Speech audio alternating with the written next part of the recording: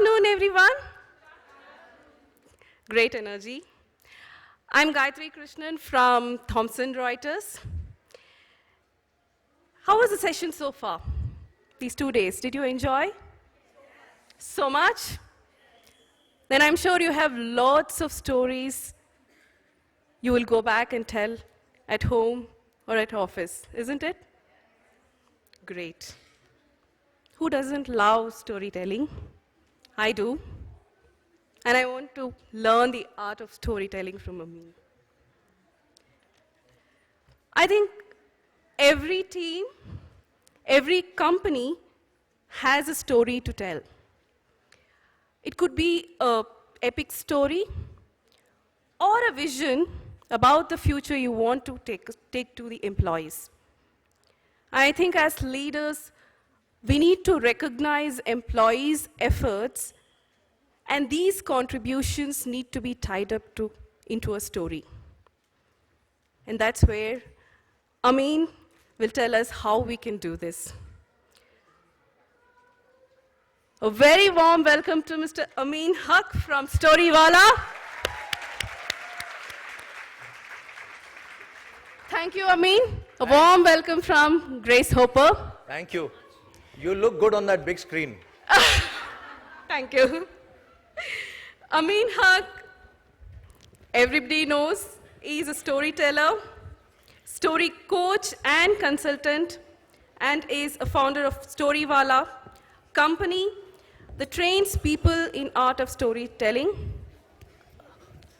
And he's also a great speaker in TED Talk. I'm sure you should have watched his videos. So over to you, Amin. Thank you so much. Thank you.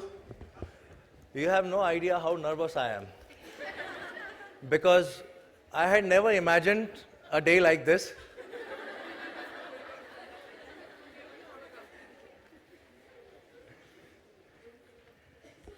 In a campus town, teachers' quarters. My mom was a teacher, and next to our house was a girls' hostel.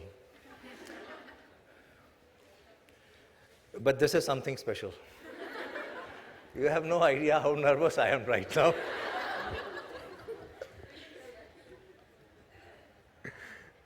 You know, when I was a kid, I used to stammer.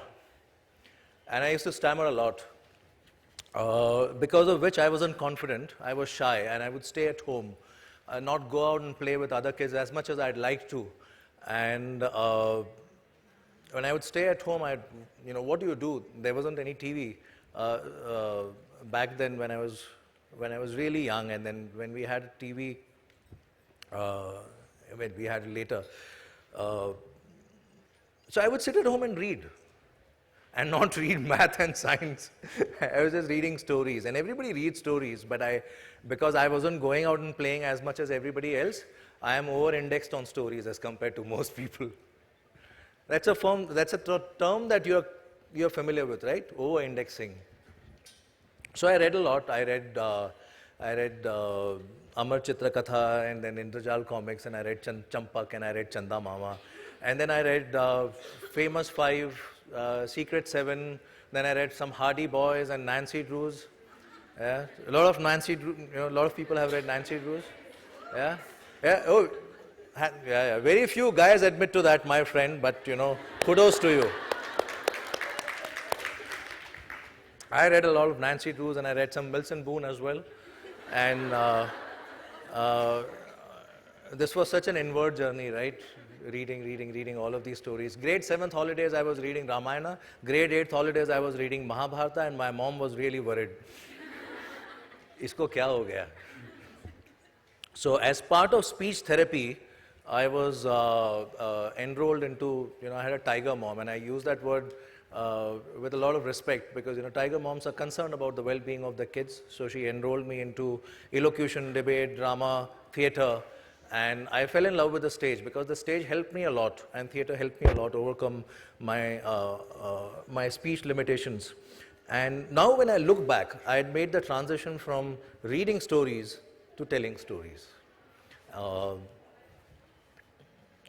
After many years of working with stories, I'm just cutting a long story short. I worked in advertising, and advertising is also telling stories. You tell stories about brands in 30 seconds. Try to build market share for products. Try to convince people to vote for a political party.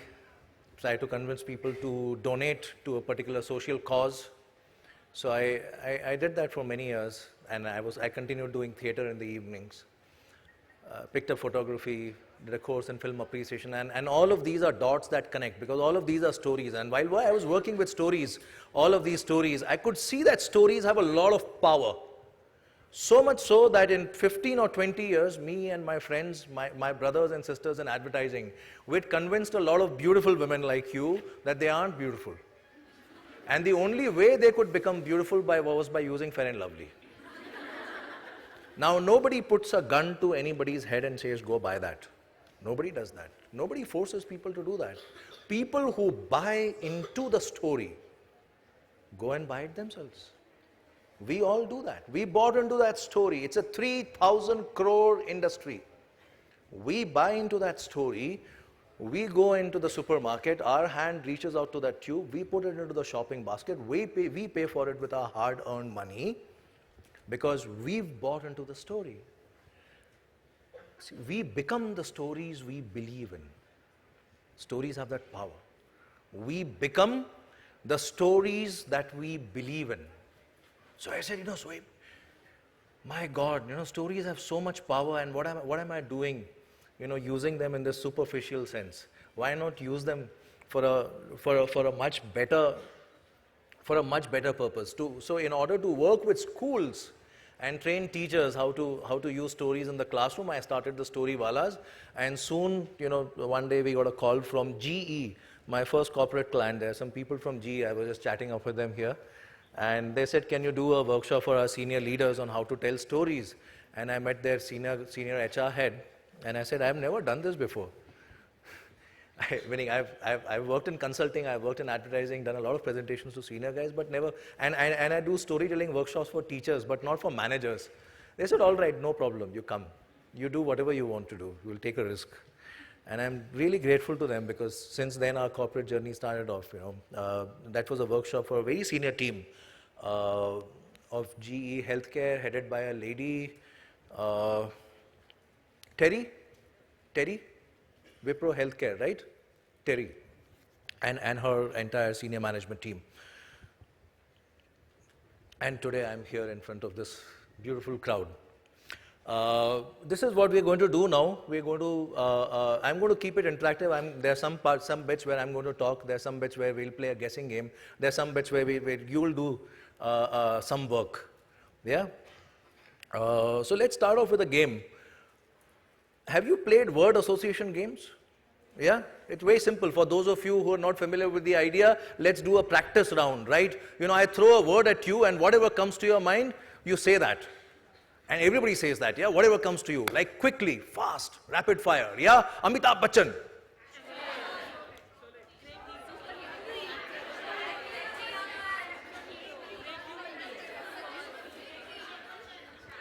Rekha, when you say Rekha, no, I know this. I know there is someone from my generation. The younger people, they say Aishwarya Rai Bachchan. No, then you would have said Aishwarya Rai Bachchan. Right, so now that you've got a sense of this game, right? Story.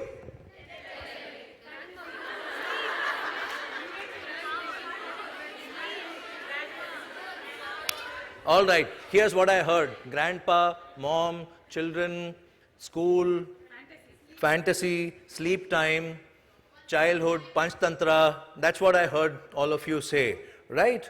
And while all of that is true, that's only partially true, because if that was all that was there to stories, then you guys wouldn't be here and I wouldn't be here, right? So these are partial truths about stories. The first fallacy is that stories are only for kids. The largest consumers of stories in the world are adults, not kids. The largest, I'll say that again.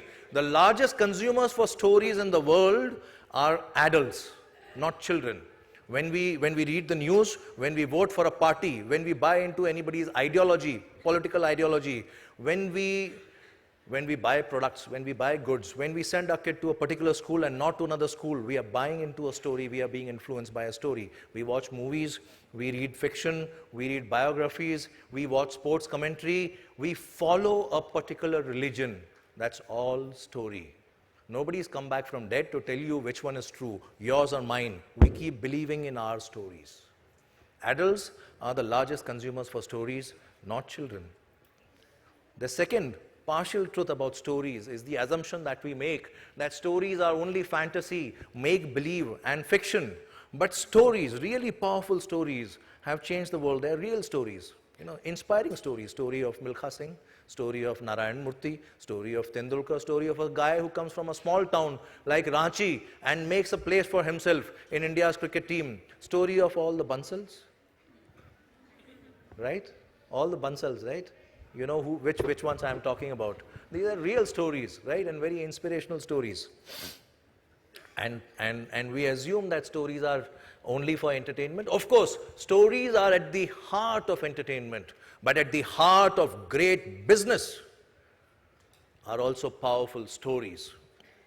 So let me embarrass some of you. Here's what we're going to do. I'm going to ask you a question. Allow me, yeah? And raise your hands if you know the answer. Don't bluff. Yeah, I may call you upon stage. What's the Pythagoras theorem? Don't discuss. Don't talk to anyone. Raise your hands if you know. I may call you upon stage to answer that question. Everybody passed 10th here, right? You may want to look around the room right now. Just look at how many hands are not raised. It's all right. Sorry I had to embarrass some of you, but it's all right. It's not about you. It's not your fault. It's the education. We all mucked it up. This was an exam question. It rings familiar, right? When I say Pythagoras, it rings familiar, right? You're still trying to remember what was it, right? I know. I know some of you are not even listening to what I'm saying. You're still thinking, what is this? We'll get it out of the way. Yeah, so that we can continue this conversation. Remember, a square plus b square is equal to c square. Right angle triangle, three sides to a triangle, the sum of the squares of... All right. We studied this in grade 7th or 8th. Yeah? 7th or 8th, depending on whichever curriculum. This was an exam question, so we all rehearsed this. We all memorized this. Some of us even made chits. Despite all that effort, we've forgotten it, right? But the hare and the tortoise story, you remember? The monkey and the cap seller story, you guys remember? The monkey and the crocodile story, you guys remember? That is not from grade 7th. Nobody ever memorized or rehearsed the question. It was not an exam question, and I don't know anybody in the world who's made a chit for it. Nobody in the world has ever made a chit for these stories. They come from a time much earlier, but we didn't muck them up. So the first reason why we should use stories in our work, in our presentation, is because stories get embedded in memory. Stories make your stuff, stories make your content, stories make your presentations memorable. We live in an attention deficit world. We live in a world which is cluttered with so much information that we struggle to remember information. How do you make your point be remembered so that when you are presenting 3 days after that, those guys in the audience remember what you said? Give it to them in a story form. They will remember it. Because whatever is structured as story gets processed in a specific way by our brain, and that gets remembered. Whatever's mugged up or whatever's given out purely as data, not woven into a story. I know there are some analytics people here, and we do another, separate piece which is called How to Do Stories with Data. Maybe we'll do some work with that today if we get some time. But when you weave it into a story, then it gets remembered. Otherwise, So we routinely underestimate the power of stories, and we think stories are nothing but entertainment. There's a handout there, and I've written a story there which you can read about this. But I'd like to tell you quickly about this. We think that movies are nothing but escape from reality, right? When we go for a movie, we are supposed to keep our brains at home, and we go for 3 hours of escape from reality, just to be entertained. Now, I had this friend, he grew up in India, and one of the very bright engineers, he did his engineering from BITS Pilani, and then he went to the US, did his master's there, working as a scientist in a very, very high-tech organization, comes back to India, marries his girlfriend, who's his batchmate, they go back to the US, they have a kid there, the kid is born in the US, so he's a US citizen, and one day, he goes to watch a movie, entertainment.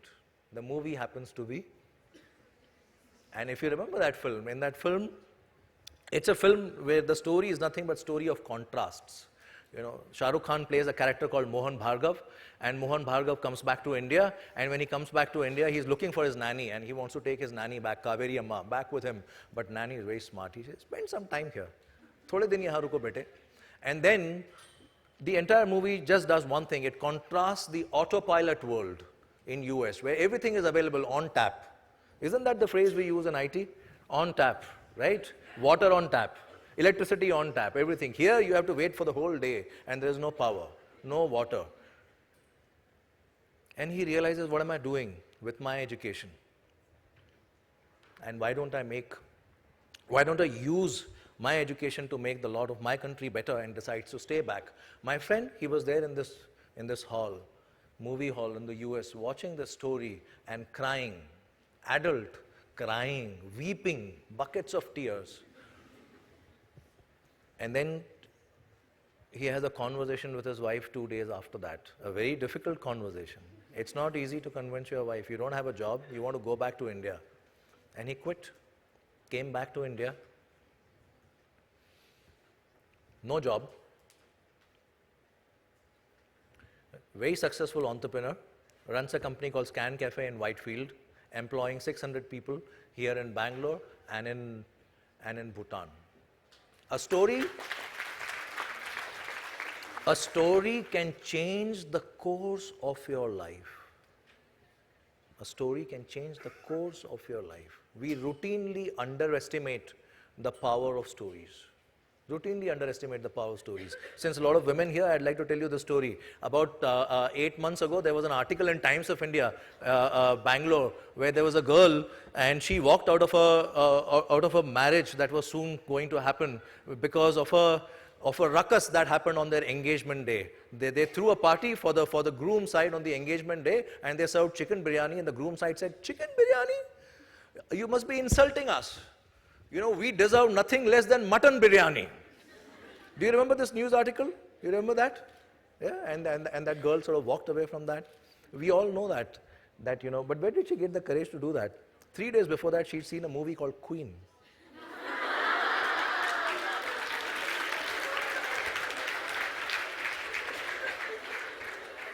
A story can change the course of your lives. A story gives us courage to take decisions, really important. Now you may be saying, all of this is fine, what does it have to do with my life? What does it have to do with the work that I do in CA systems? What does it do to have, with the work that I do in Citrix or IBM? Or the company that I'm planning to start, right? A lot of wannabe entrepreneurs, I'm sure here, right? Wanting to set up and, cooking up dreams and taking inspiration from the people, wanting to do something on their own. At Naren's, this friend of mine who runs Scan Cafe, his name is Naren Dubey.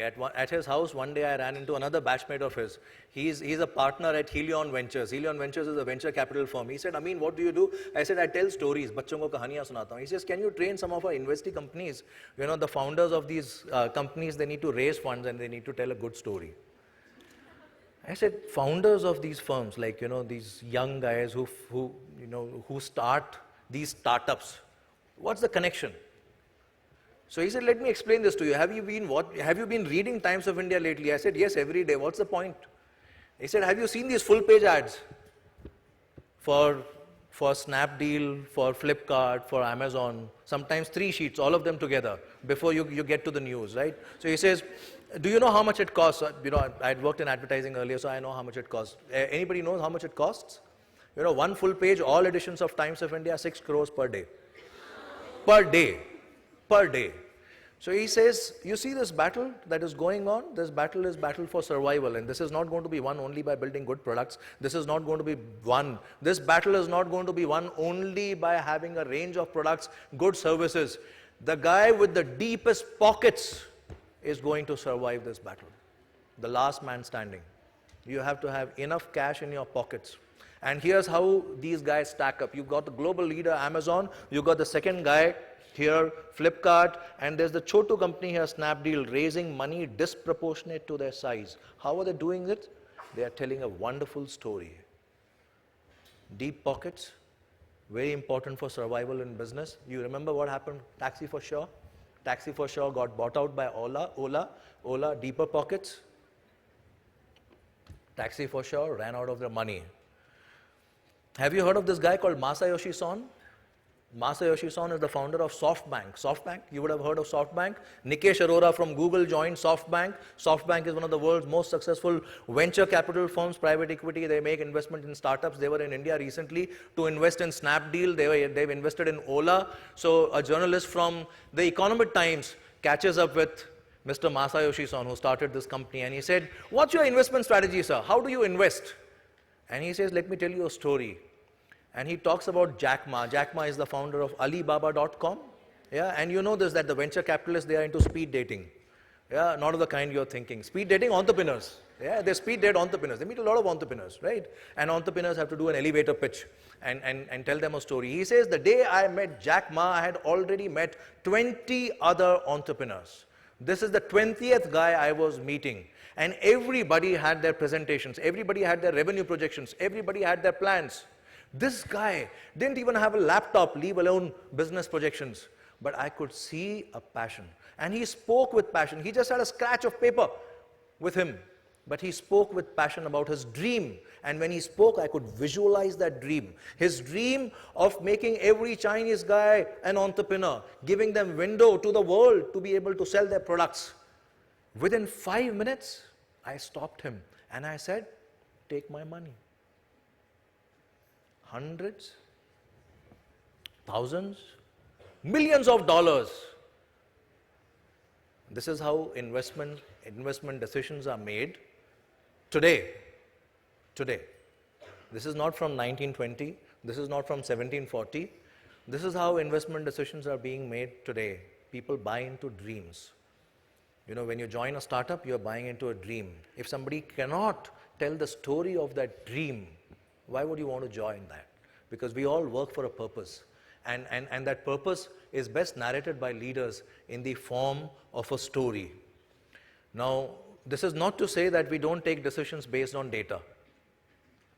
This is not to say, and this is not to argue against that. So, please don't get me wrong. But there are 2 parts to the brain. Why would you use only half? There are 2 parts to the brain. Why would you build a narrative that appeals only to the half? Why not combine data and stories and make compelling arguments that speak to both sides of the brain? That makes for compelling arguments. Think of it, actually, some of the biggest decisions that you have taken in life are not based on data. I know what you guys are thinking. I can see some of you smiling. You are thinking about your boyfriends and life partners, right? Now, when you took that decision, you were operating in a data vacuum. It's another matter today, the data stream is hitting you every morning.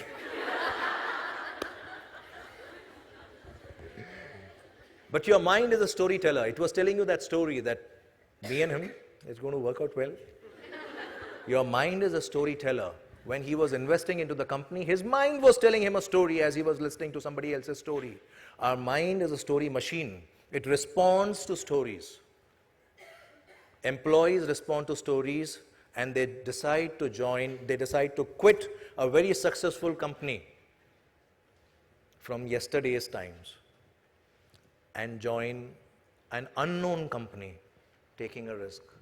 They're buying into a story. So a lot of you, a lot of companies have set up stalls there outside. Some of them are trying to attract talent. Some of them are trying to position themselves well for, well for the talent that is here. What story are you telling talent?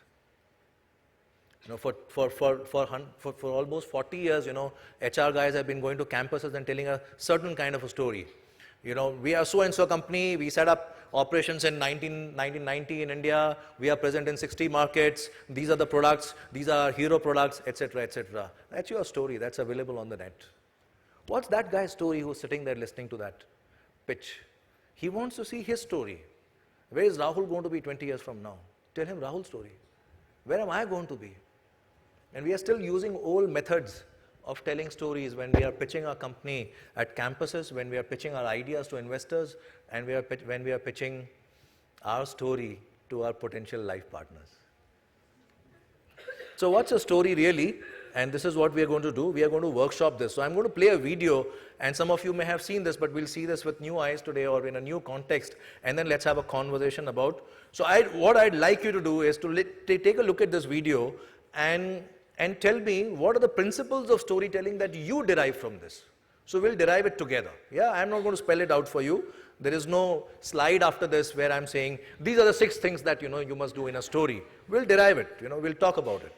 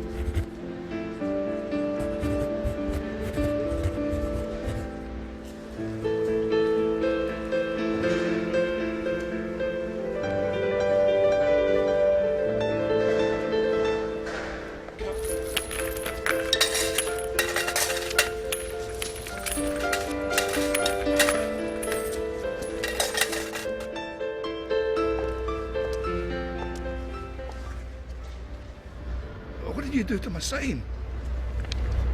I wrote the same, but in different words. Thanks, love.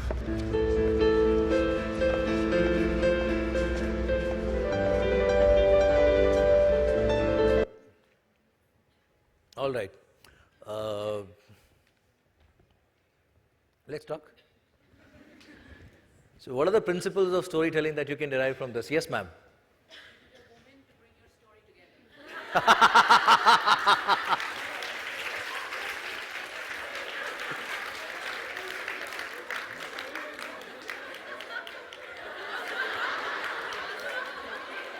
What can I say to that? Lay low. No, but fantastic. No, what she said, some of you couldn't hear. She said, you need a woman to bring a story together. Yes, ma'am. Sometimes the method of telling a story is not in the sense we tend to not hear the same things again and again. So by changing the words. Exactly. That's so beautifully said that, we've reached a point where messages are not working. We've reached a point where messages are not working because there is, like I said, this is a time that we live in which is cluttered with too much information, too much data, too many facts. And facts are not cutting through. They are not reaching. We see that on Valentine's Day, Rose Day. We see that on campus day when companies go in to make presentations and they are not able to cut through. We see that when boards are talking to investors, when boards are talking to shareholders, when we are trying to, when Nestle is trying to talk to the government and trying to talk to the media, we see that every day, everywhere. People are struggling to get their message across because we've just seen so much of it that, the same words have lost their power. It's like, when I was a kid, if you heard the F word, you would go, use the F word, right? It was a big shock. Today, it's lost its power. You hear it and you don't even look back, kisne bola. It has lost its power to make your heads turn, right? So words lose their power with overuse. Very important. Words lose that power with overuse.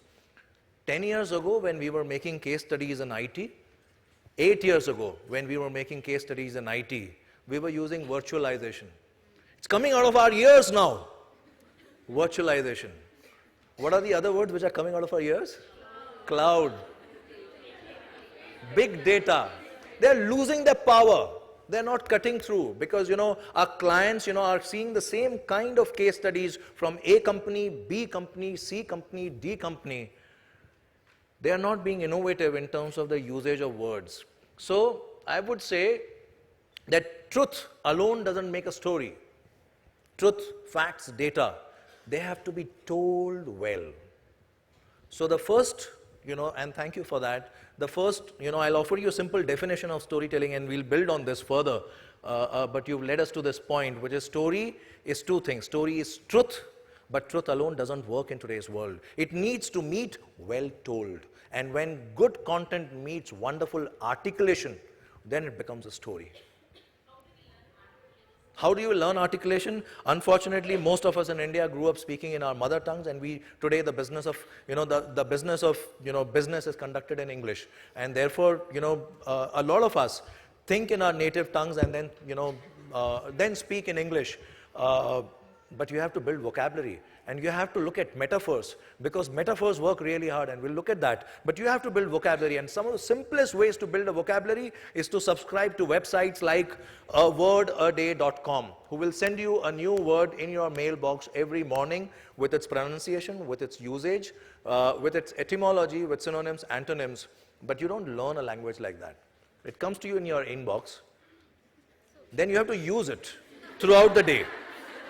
Throughout the day, we have to use it. Like when we wear a new watch, we show it off, right? When we don't learn, how to cook a recipe by seeing Sanjeev Kapoor on Khana Khazana. It's only when we cook it in the kitchen that we learn how to. So similarly, these words will come to you, and after 1 month, it will start going into the spam folder.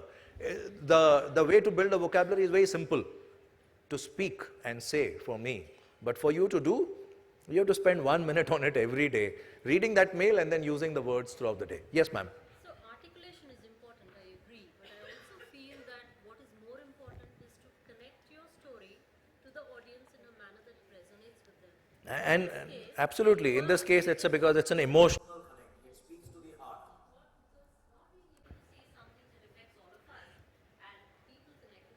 Which brings us to the second point, which is that, you've got articulation, but what are you articulating and how are you reframing? Are you speaking to the heart? Is the data, is the fact going deeper, and does it have an emotional resonance with its audience? Because audience is, here in this particular instance, there is apathy. People are just passing by. How do you convert that into, how do you grab attention? Two, you're telling the story with a particular purpose. All stories are told with a particular purpose. To result in some kind of an action. Is that action going to be in your favor or not? In this case, he does a very bad job of telling that story, though he is using two magic words. He is saying, please and help. We teach our kids these magic words, right? Please, help, and sorry, right? He is using two of them, but it's not working. There's apathy. And then she converts it around. And when she converts it around, she makes it very positive. In fact, she is not even telling people, take pity on this guy. She is telling people, pause for a moment and think about it, how lucky you are. You've never paused to think, but you've got the gift of sight. People feel good about themselves, and the fact that they are lucky, they've got the gift of sight and they're happy to pay money. Are you making people feel happy taking the decision? Because the world of, the time and era when we used fear, induced fear to make people act on certain things, that's passing by, that's fast going. And increasingly, we need to use more powerful communication techniques. Somebody else was raising a hand from here and they wanted to say something. Yes? It was kind of associated with whatever she has brought up. It's more about associating to the listener. The storyteller should be story starts with I. I am blind. Sometimes you have to keep that aside and you have to say the I must come later. First, what do? Build common ground with the audience. So she starts the story that she writes. She starts by saying it's a beautiful day, and you are all nodding in agreement. Yes, it's a beautiful day. And once you are nodding in agreement, I am in a better place to sell you something. See, you are already in agreement with me. So build common ground. First, don't start your story with I. The I can come later. First, create the we. The common ground is about the we. First, we comes, and then comes I. A lot of times our messages, people in sales, this is what I'd like to do, sir. This is what we have to offer. First, I. Build common ground first. Yes, somebody was saying something here. Yes. Yeah, just resonating with them. I think the comeback story that Maggie is trying to make, we were by the advertising projecting. It's about we. Stories, It's about we. It's about we or about story of every household so that people can connect to it. It's very important that what you're saying is one, you have to know your audience and then strike the chord about it. Absolutely. The other thing that you have to do after this is, it's not just about telling that story. If it's not authentic,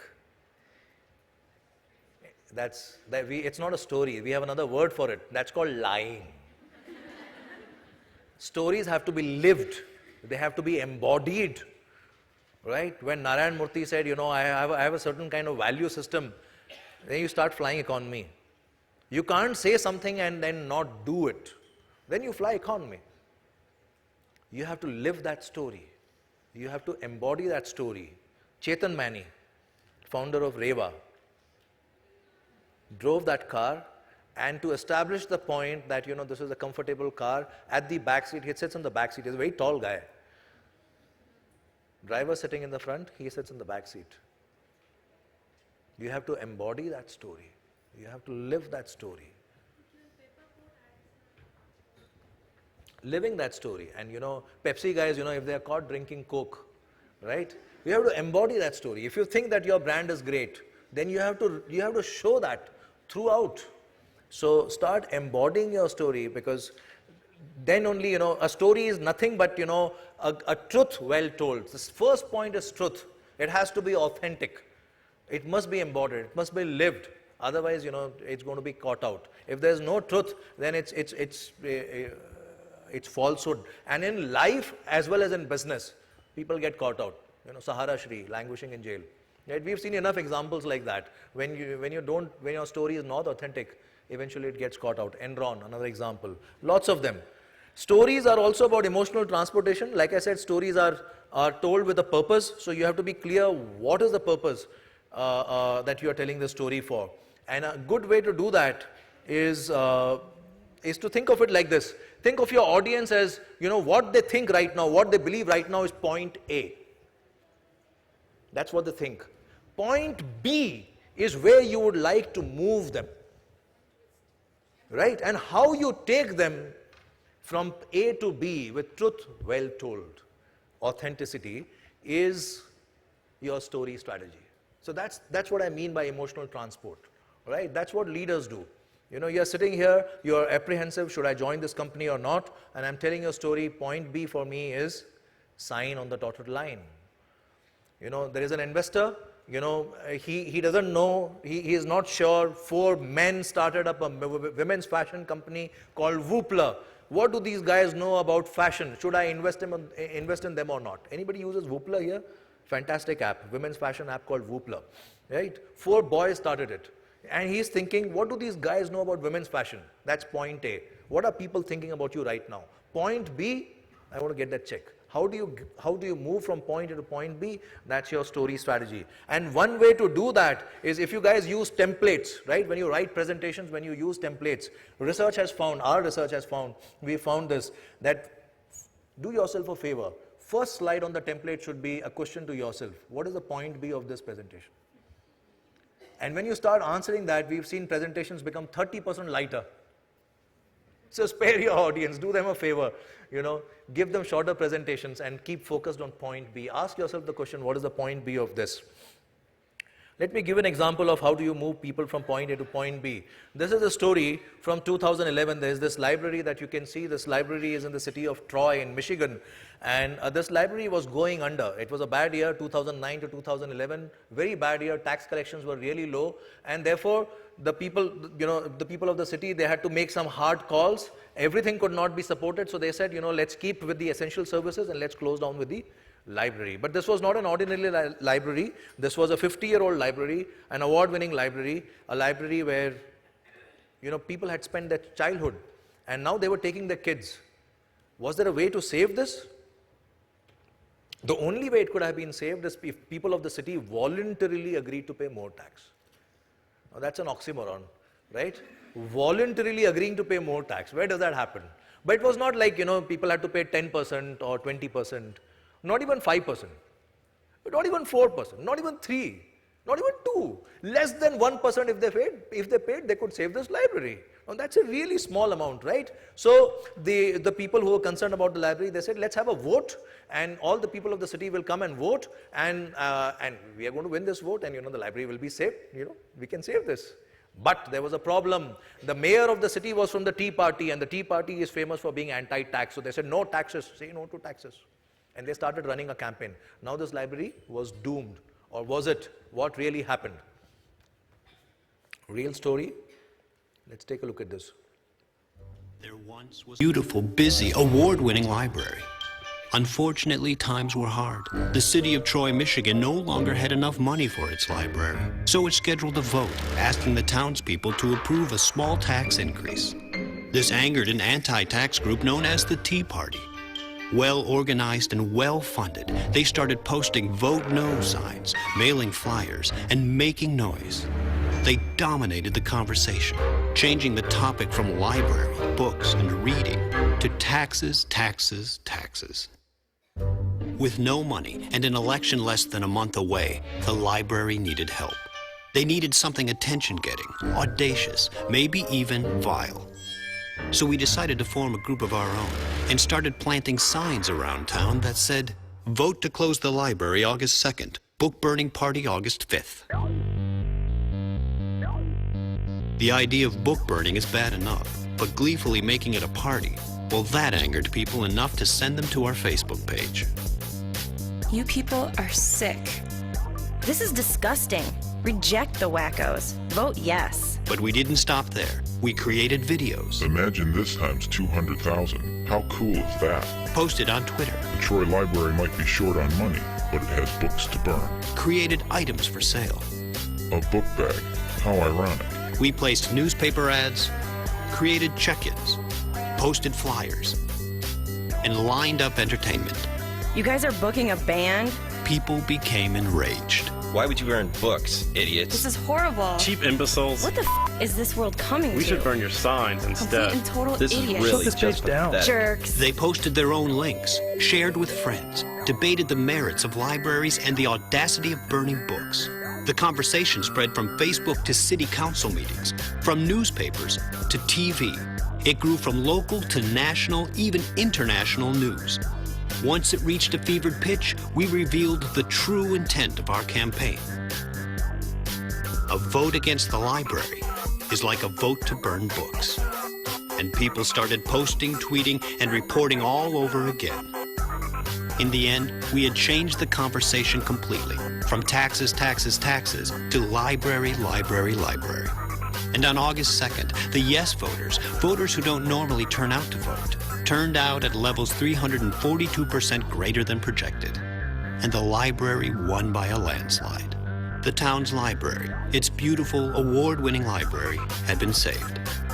Not every story at the library has a happy ending.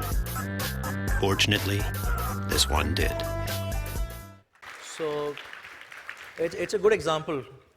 It's a good example of using a metaphor. Remember, we were talking about using metaphors, not just articulation, but going beyond and using a metaphor. And sometimes you need to use a metaphor. What is a metaphor? So in simple terms, metaphor is, when we explain something or we understand something with reference to something else. Now that's very important, particularly for technology, because all technology which is futuristic is abstract. It's difficult to grasp. How do we explain what it is going to do? We explain that with reference to something in the present. Right? With reference to something, which is why, the first time, desktop. Why is it called a desktop? Look at the language. It refers to the past. The files and the folder system. We are going away from paper onto the computer and we recreate files and folder systems there, right? We use the language of the past to make it comfortable and say this is a metaphor. There are folders here and there are folders. So they used a metaphor here. In this particular one, I wouldn't, meaning for most situations, I won't say do something like this. But I'm just looking at this as a principle of using a metaphor to drive home a point and moving people from point A to point B. Wonderful example of a story. Yeah. All right. I'm tempted to play. I know there are some people from IBM, but I would love to play a metaphor example. So let's look at this metaphor example, and now we're going to workshop this. So you tell me what's the metaphor here. The first glorious anniversary of the information purification directives. I must give you some context. This commercial is from the year 1984. This is the first commercial for Macintosh. The launch of Macintosh, and there was no YouTube, nothing went viral. This was aired only once, but made a lot of impact. I want you to pick up the metaphor and let's talk about that. Today we celebrate the first glorious anniversary of the information purification directives. We have created for the first time in all history a garden of pure ideology where each worker may bloom, secure from the pests of a contradictory thoughts. Our unification of thoughts is more powerful a weapon than any fleet or army on earth. We are one people, with one will, one resolve, one cause. Our enemies shall talk themselves to death, and we will bury them with their own confusion. We shall prevail. On January 24th, Apple Computer will introduce Macintosh. And you'll see why 1984 won't be like 1984. Okay, what's the metaphor in use here? Come on, quick, yes? That's much later. There's something primary. Of course, you are right. Of course, you're right. But there's something more basic than that. Big brother. Who's the big brother? IBM is the big brother. All right. Let's deconstruct this piece by piece. What's the story? Nowadays everyone calls, Steve Jobs a great storyteller. But this is from 1984. Look at the early signs of this genius, right? Let's look at the story piece by piece. What happens, when you see the story unfolding on the screen, what's the first thing that you see? Zombies. Who are these guys? Who are the zombies? They are us. They are us. We are the consumers. We are being treated like zombies by somebody who says, you want to use computers? You have to use it on my terms. You have to go to DOS. Remember DOS? You have to learn my language. I am not going to learn your language. No. You got to learn my language. Yeah. On my terms. Right? Somebody who's... So you see all these zombies. Then, who do you see after that? What do you see in the next frame? There's a girl, she is running and somebody's chasing him, somebody's chasing her. These are these, people, the force. Why it's a girl? What is the girl wearing? Red and white. What is red and white symbolic of? Apple, the colors, red from outside, white from inside. Why a choice of a girl?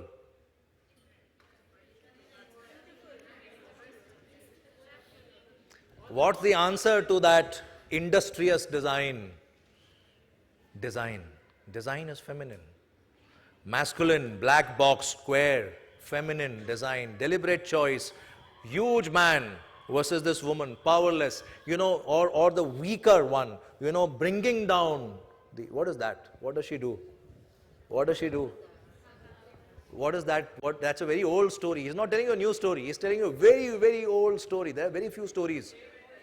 David versus Goliath, the slingshot. This is nothing but a metaphor for the slingshot. And he's saying, you are the Goliath. IBM, you're the Goliath. And I am the David. I am the baby. I am the boy. I am just launching. But look at his audacity. He's saying, I am going to bring you down. Look at his audacity. Abhi launch bhi nahi kiya. You don't even know whether people will buy your product or not. But look at his audacity. He's saying, I'm going to bring you down. And how is he saying that? He's referencing a very old story. He's not telling new stories. In fact, all stories that he's told are very old stories. There are very few stories in the world. They're just told again and again and again. It's like, in music, there are 7 notes and you create all music from those 7 notes. There are very basic plots and all stories are created using those basic plots. He's just referencing a very old story. What audacity. And then he says something which, if you get it, there's a bonus. It's like an insider joke. It's like a wink between the storyteller and the audience. And he says 1984 won't be like 1984. He's referencing George Orwell's Animal Farm. Yeah? All right. We know this, B schools you teach using case studies. The reason they use case studies is because, case studies are stories. And stories are the best methods of learning. So let me just summarize, whatever we've done so far in section 1. Use stories to ensure that your point is remembered. It's not just what you say, but how you say it that also matters. Ask yourself, what's your point be before you go into a performance appraisal? Ask yourself, what's your point be before you go into an investment decision? Ask yourself, what's the point be before you go in for any big presentation? Ask yourself, before you write the presentation, what's the point be?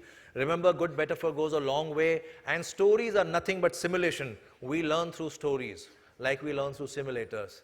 These are case studies, we learn through that. Now I would like you to do an exercise now, and let me explain what exercise I want you to do.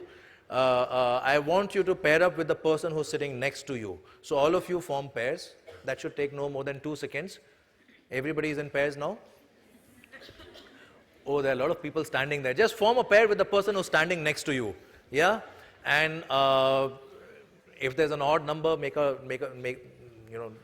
it's 3 of you. This is what you're going to do.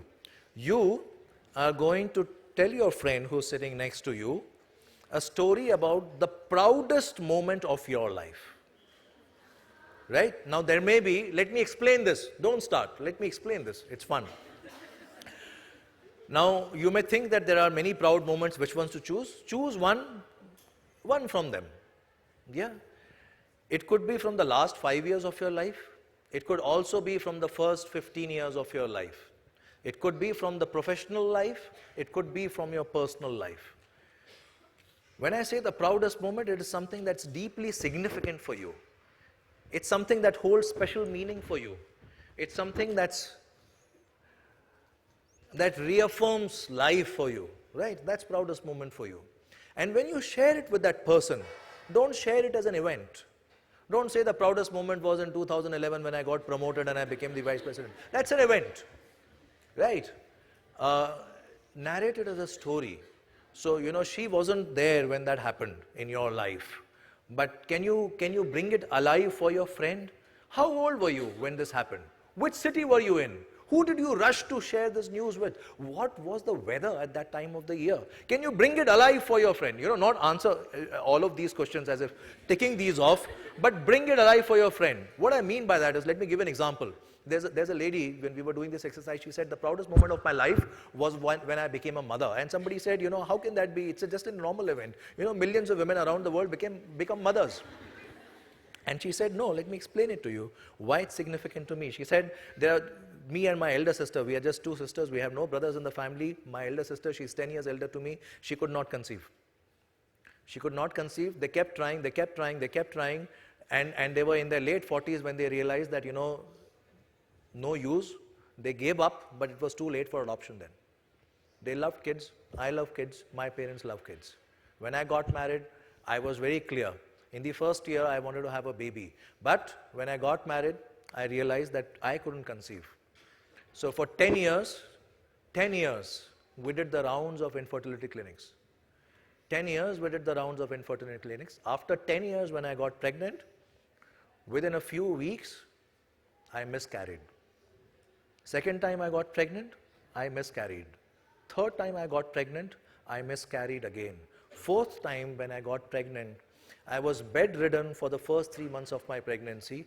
I was bedridden for the last 3 months of my pregnancy. Usually, this is the time when you are thinking of names. When you are painting up a room in your house and buying things for the arrival of a bundle of a joy, you are doing all of that. But for me, those moments were so anxiety-ridden that I wasn't even sure whether I would live at the end of this or whether the baby would survive at the end of this. And finally, when the baby arrived, we were so, I couldn't even, it just didn't even dawn on me that the baby has arrived. For 10 days, I was just counting fingers. And after 10 days, when nothing happened, I finally breathed a sigh of relief that everything is fine. And it's just then that I realized that everything is fine. And that's why becoming a mother is the proudest moment of my life.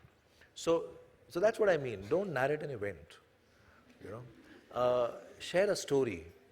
The other person was not there when you experienced the proudest moment of your life. Take them into that part of your life and let them experience it. And it doesn't have to be deeply emotional like the story that took place in the life of this lady.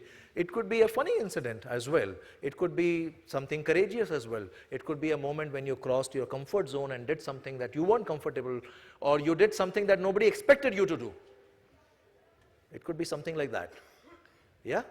We start now. This usually takes about, so here's what you're going to do. You're going to listen to her story, and then she's gifted your story, so you're going to gift back your story to her. This usually, we've done this many times over. This takes about 3 minutes, you telling your story, 3 minutes, you telling your story. We finish in 6 minutes flat. So at the end of 3 minutes, I'll say 3 minutes over. So those of you who've not finished, please start winding up. Don't rush through it, but be conscious that we are doing this within a time limit. And then, another 3 minutes, you start winding up. And those of you who have wonderful stories to tell, can't finish, please continue the conversation outside. Because it's important that you tell the story and you listen to each other's stories. Yeah? So we start now.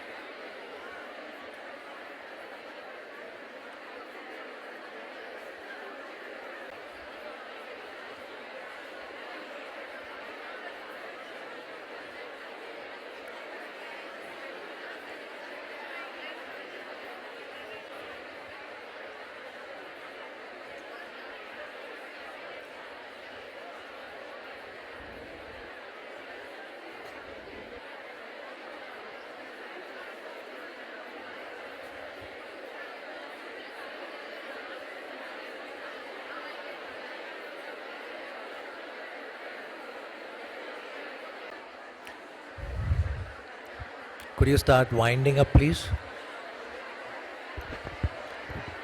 The first teller starts winding up so that the second teller can start now.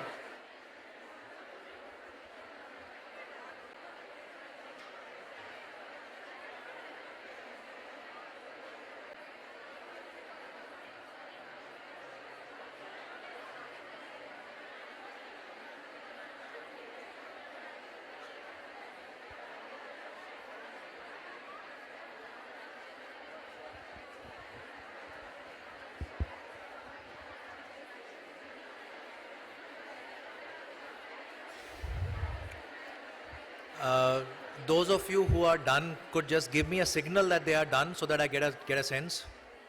So those who are remaining, maybe you could try wrapping it up.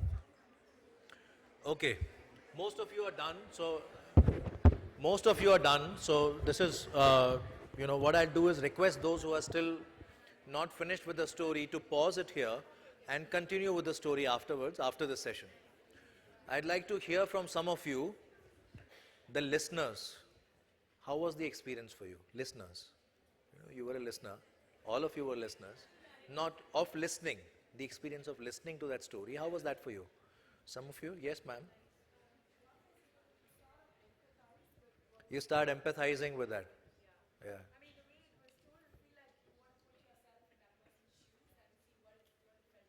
Yeah. Yes.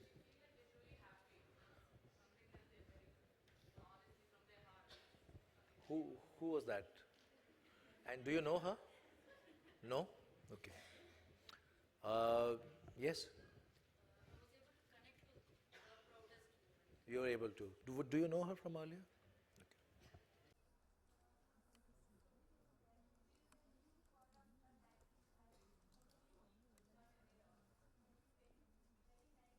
Your statement also reveals to us that you've known her for some time. How long have you known her? 2 years. And today you got to see a new side to her? Completely new side to her that you had no idea about.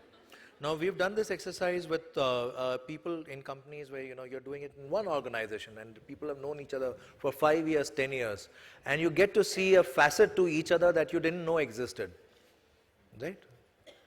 And if you're meeting somebody new and listening to that story, what that story tells you is what is important to this person, what this person is moved by.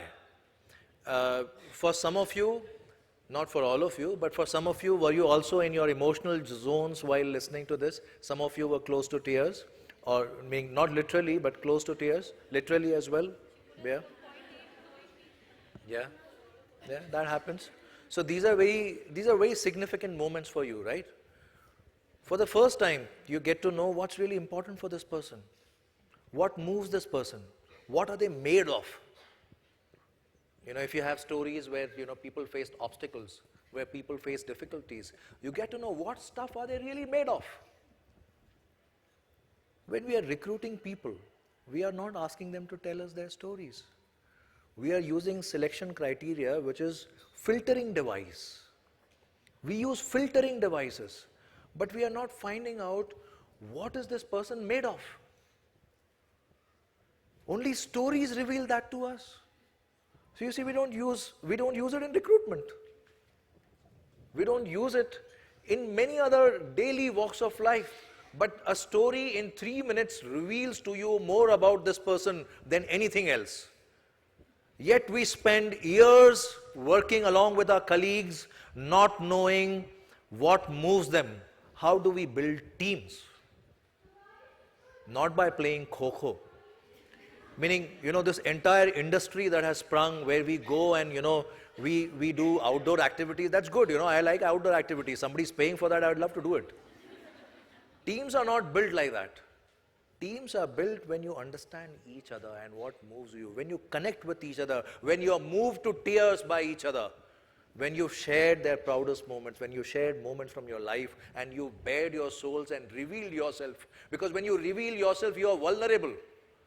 You are making yourself vulnerable to somebody else. You are sharing, deep emotions about your life. That's when trust is made. And trust is the most important thing in teams, because we are dealing with complexities outside. We are dealing with competitors outside. We are dealing with tough situations outside. We are dealing with disruptions outside. How can we work together if I don't even trust you, whether you will watch my back or not? So you see, stories are not used. We are just scratching the surface of stories. And who's using stories? Advertisers, selling us beauty creams. We are doing far bigger stuff here. Building technology to change the world. And we are not leveraging the power of stories to build teams, get to know each other, recruit people. I'll tell you, when was the first time I used a story? I'd been working with stories in the advertising sense, in the theater sense. But the first time I used story in a real sense was about 7 years ago. I was vice president at Ogilvy and Mehta. I was running a large team, and it was time for feedback appraisal, the appraisal time.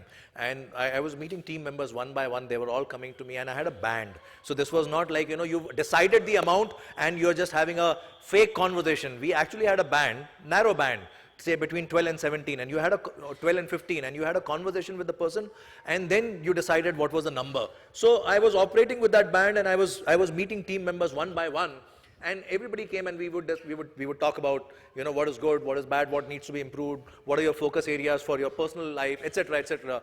And then it was time for the best person in the team to come for the performance appraisal. This guy was so good, he'd done the equivalent of filing a patent and converting it into the business. They're two different things. Hundreds of patents are filed, but they don't see light of day. This guy had done the equivalent of filing a patent and converting it into a large business. It was time for his performance appraisal, so he comes in with a swagger, pulls a chair. I am sitting the other side. He sits down in front of me, sitting like this, collar raised, looking into my eyes. He knows he's done very well for himself. I look at him and I am reminded of a story from 1989 of two cricketers who made their debut. One was Sachin Tendulkar, the other guy was Vinod Kambli, and I see Vinod Kambli in him. Because the moment he does this, it reminds me of Vinod Kambli. Now, those of you who know cricket, or I may tell you this, that 1989, both of these guys made a debut, Sachin Tendulkar and Vinod Kambli. Look up the records. 1989, 90, 91, 92, 93. For 5 years, the guy with the better batting average was not Sachin Tendulkar. It was Vinod Kambli. Vinod Kambli had a higher batting average than Sachin Tendulkar. He had a wider range of shots. He had better technique, but he had a problem. And I saw this guy and I was reminded of Vinod Kambli. So I sat him down and I told him a story. I told him Vinod Kambli's story.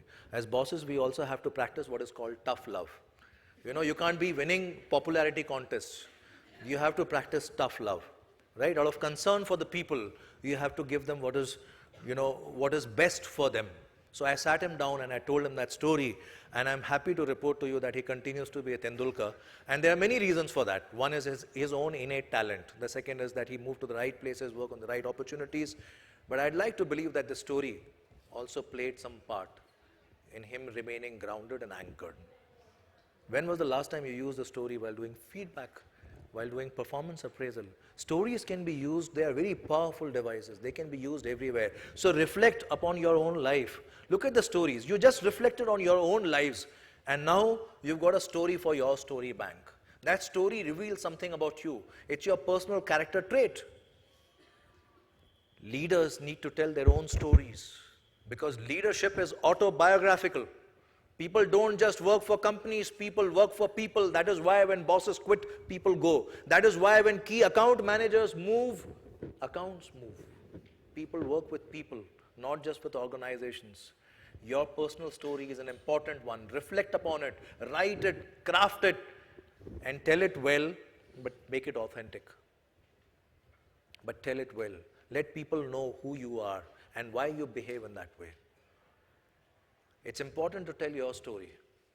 Often we get into an argument and we think dignified silence is the best response to this, and somebody else, the other person, doesn't believe in dignified silence. They go and keep telling the story. If you don't respond to that, sometimes that story will become the story. It will become the story because you are quiet. There is no other response to that. There's an old jungle saying in Africa, if the lion doesn't tell its own story, the hunter will. You have to take charge of your story. So reflect upon, leadership is also reflective. Reflect upon your own stories. What have you learned from your failures? What have you learned from your successes?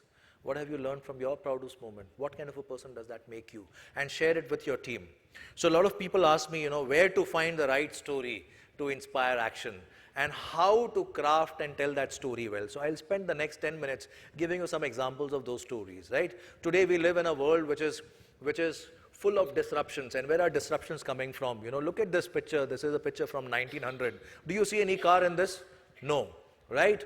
How long does it take to fill that image with cars? This is the same place in New York, a picture from 1913. You can't see a single horse cart in the image on the right. That's the pace of disruption in the world today. It has always been like that. The fundamental definition of disruption is this.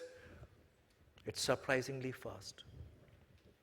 It's surprisingly fast. We underestimate how fast it's going to happen. For example, 1985, Motorola launched the first commercial model of mobile phone. It was called Dynatalk. And AT&T commissioned McKinsey and Company to project how many mobile phone users will be there by the year 2000 so that we can invest in capacity, we can hire people, we can set up a factory. Now, Tony Seba, he jokes that McKinsey, they charge millions of dollars to breathe the same air that you and I breathe.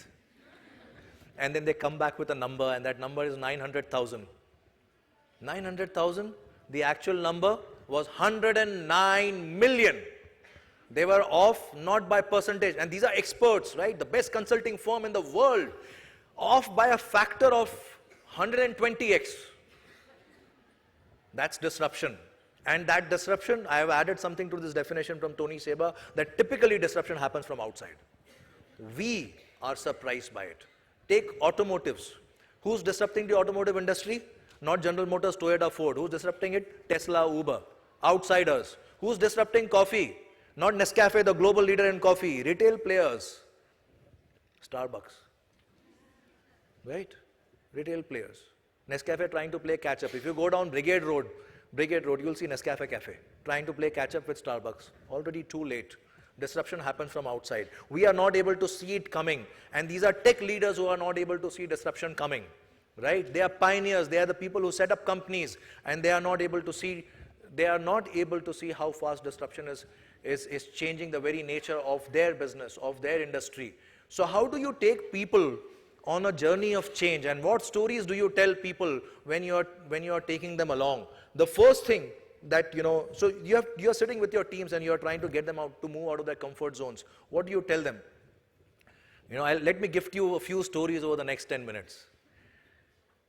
Great stuff happens when people move out of their comfort zones and they start doing things they haven't done before.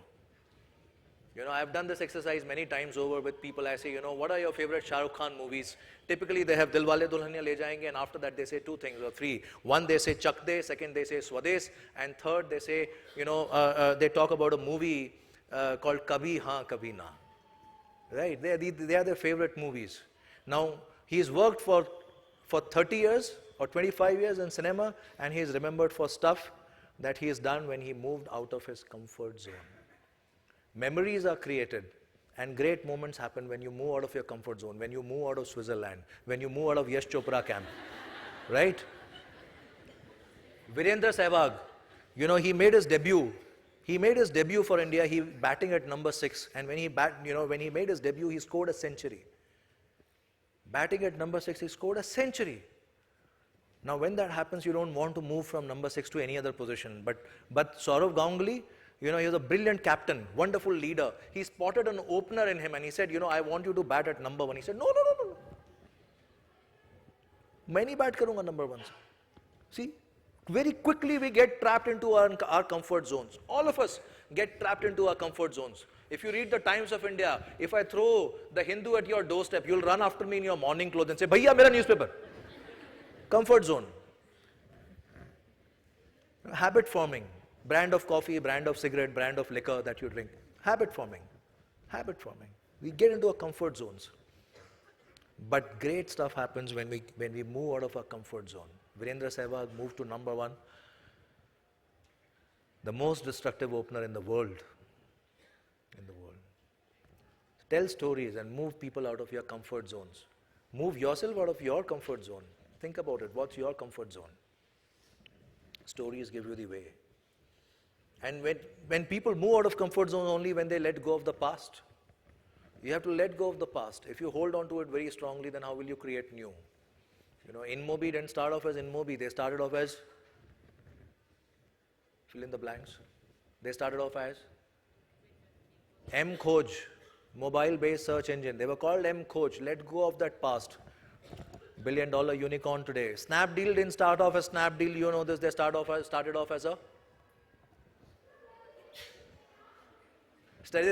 a coupon site, discounting site, right? Like Groupon, right? and they let go of that past. To achieve greatness, sometimes you have to let go of the past, but you also have to know what not to throw out. Right? Values that are fundamental to you, but have the courage to let go of things that are not working for you.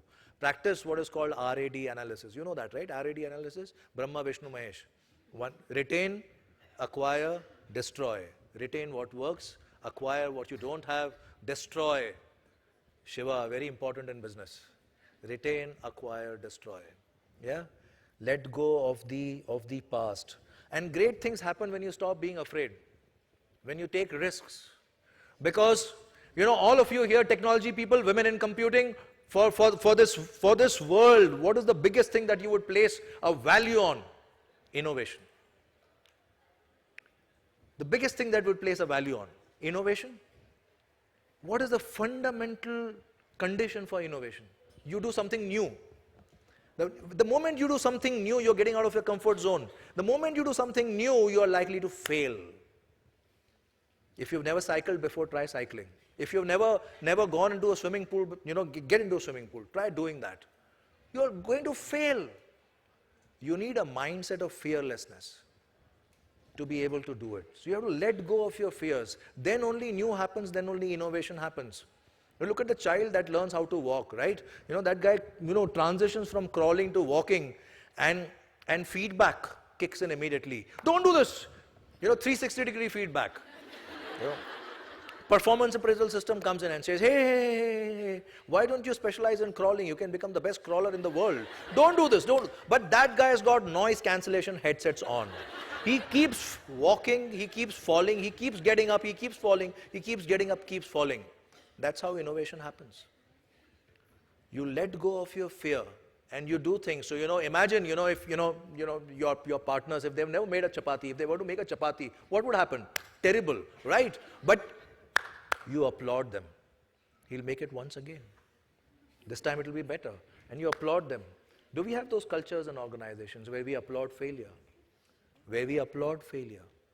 Because when you have tolerance for failure, and when you applaud failure, only then people will take risks, only then innovation will happen. Imagine Edison sitting in his cabin, 50 attempts at the bulb, and his manager comes in and says, hey, Mr. Edison, can I have a word with you?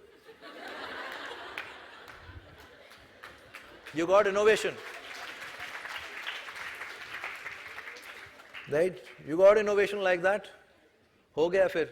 You have to have tolerance. So we don't learn from our stories in the past. That's why, that first slide was there. It said, if history, tech history, was taught in the form of stories, then we won't repeat the same mistakes again.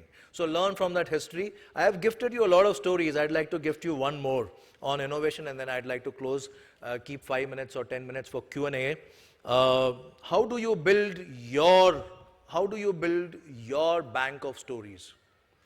Today you just did an exercise amongst yourselves. I made you tell the story of your proudest moment. Ask yourself, what have you learned from the biggest failure in life? What is your biggest failure? And you go to your organizations, and you must do this in your organizations. What is the biggest failure? We don't learn from our failure stories. I was talking to a managing director of a very successful IT financial services firm. Maybe people are here from that firm. The managing director is a very close friend of mine, and I said, what's the biggest failure? And this was, he said, from 7 years ago, from 10 years ago. He said, I was working on a client, we were working on a proposal, we were bidding for a company in Rajasthan. So I went from Bangalore, I partnered with my tech partners in the Mumbai office. We all went to Jaipur, we took a flight from there, 4 hours by road. We went to the office of this client somewhere, Bhilwara, 4 hours by road, and we met this guy, fabrics company, shooting shirtings company. The moment we enter into the office, this guy comes in and he says, the first thing he asks is, Mr. So-and-so, have you read my balance sheet? He says, no. He knows that, if I lie now, I'll be, the second question will trap me. Then he says, Mr. So-and-so, have you seen our website? He says, no. He says, all right, meeting over. Walks back and he says, sir, if it's important for you, You know, I've come all the way from Bangalore, and then, you know, we've got these colleagues, and we came to Jaipur, and we took a 4-hour road trip to get here. We don't even have a flight till tomorrow. If it's important, I can go to Cyber Cafe. This was 10 years ago. You know, see your website, come back. And he says, no, you're not getting my point. You are here to sell me a solution. How do I buy a solution from you when I don't even know that you know my business? And he says, I learned the biggest lesson of my life. I never go for a client meeting now without having seen their website, read their profit and loss, balance sheet, their industry report with the basics. You know, he reeled off a lot of things. I said, wonderful. Does everyone in your company do that? He said, no. I said, that's a crime. You are one center of excellence, but that center of excellence has not been multiplied in your organization. Why hasn't that happened? Because he has not told his failure story. So the same stories of failure are being repeated. You see how important it is to tell these stories? So we were working for a company, and they said, you know, Amin, I want you to work on a failure story. We got an offsite. We want to tell the failure story. I said, why? He said, because we don't want that to happen again. It's very important. We don't want that to happen ever again. So how do you build your story bank? Ask yourself, not just your proudest moment. What's your biggest failure in life? What is the lesson you've learned from that? What's the biggest success in your organization? What are the conditions for that, and how do you replicate them? How do you multiply them? What's the lesson you've learned from a vendor? What's the lesson you've learned from a boss? What's the lesson you've learned from a customer? What's the lesson you've learned from a kid, from your parent? These are important lessons that shape leaders. Build your own story bank. How to find stories? There are stories all around us. I gave you a lot of stories. Just Google them. You will find them. Source number 1. Number 2, stories are all around you in your lives. Third, in your organization, there are stories. Reflect upon them, ask the right questions, and the stories will flow. And then tell those stories, craft them well, use metaphors, use articulation. Keep the audience in mind, keep point B in mind, and tell that story well. Let me give you one story, and then you can ask questions. The story also comes from 1989. Yeah, India had gone to Pakistan to play a cricket series, test series. Now when India plays Pakistan, it's like war. That's not how it should be, but that's how it is. And these people, they play under a lot of stress.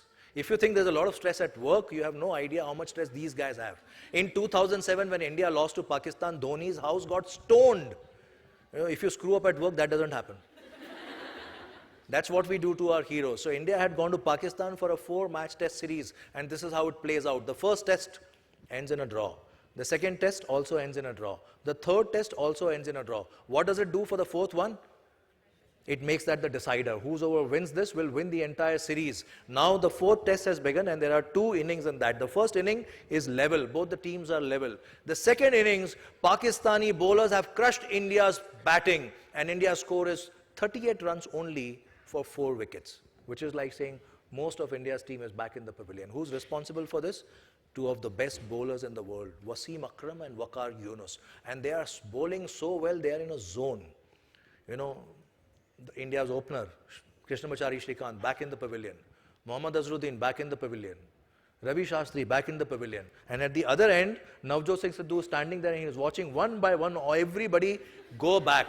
And Sanjay Manjrekar comes to bat, and he really wants to build a partnership, because India needs a partnership, otherwise India is going to lose. And he comes there, but he can't even see the ball, you know, he can just hear it whizzing past, woof, woof, woof. So how to play? By fluke he scores 4 runs, and then he's clean bowled. He's so upset, he's jumping up and down, throwing his bat. Looking at him, Sidhu says, "Arey, why are you doing this, man? I have to face the bowling, I can't even see it. Why are you doing this?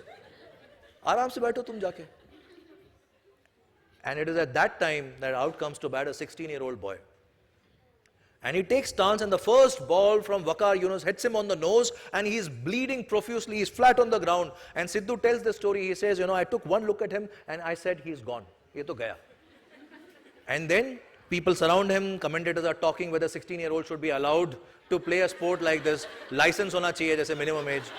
And then Sidhu sees, coming out from the pavilion, India's physio, Dr. Ali Rani. And people used to joke that Ali Rani had 2 solutions for everything, tincture, iodine or ice pack. He sees him coming out with an ice pack, looks at Tendulkar and says, ab to pakka gaya. And Ali Rani comes in and sort of, does what he has to do. And then he gives an advice. He says, why don't you come back with me? Because in cricket, there's a rule that you can retire hurt and you can come back and bat again if you're not out. So he says, why don't you come back and let me fix you up? And this boy, he says 2 words in Marathi accented Hindi. He says, "Mai kelega." And Sidhu, he says, I couldn't believe my ears. I couldn't believe my ears. So out of concern for that kid, I went and put my hand on his shoulder and said, you know what you should be doing? You should be going back. And Sidhu, the senior, right? He takes his hand, looks him straight in the eye and says, "Mai khelega, I will play. I'll play." And he gets up and he bats. And he bats, and he bats, and he bats. Still bleeding from the nose. The video is there on YouTube. You can watch it. The guy that we call the god of cricket wasn't born 16 years ago. He was born on that day when you decide to dig in your heels, get out of your comfort zones, do what is required. Now Shakespeare has said this, that the world's a stage and we are all actors. I would say the world's a cricket pitch and we are all batsmen. And like in cricket, in our life, at our work, in our offices, there will be googlies and there will be bouncers and often there will be blood from the nose. The choice is ours whether we want to retire hurt or we want to say, "Main khelega." And if you say, "Main khelega," then you are the Tendulkar of your life, of your organization. May each one of you